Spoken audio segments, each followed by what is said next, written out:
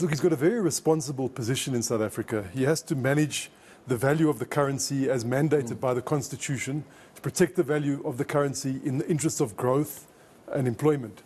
And I think that he is signaling, consciously signaling, and he's saying we could enter a phase whereby the rand, he called it a more mature phase.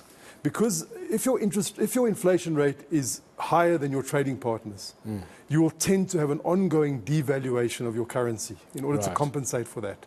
So he's saying if we enter a phase where we control our inflation, he's targeting 3% rather than the range of around 4.5%, between 3 and 6.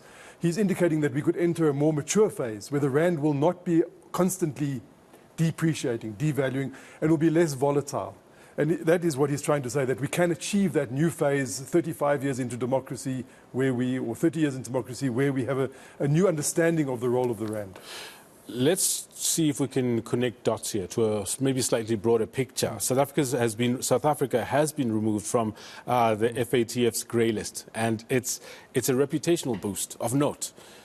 Could that narrow the gap between the rand's market value and what Lesedi Kganyago has said is actually its real fair value?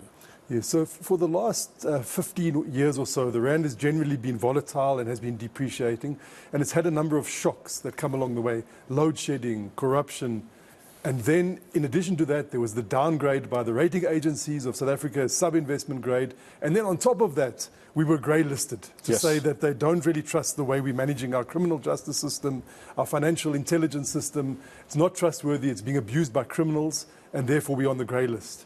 For a couple of years now, the Minister of Finance and his team have been working extremely hard to get South Africa off that grey list. And we got the good news last night, I think it was, to say, well, yes, you and a number of other countries have achieved this breakthrough.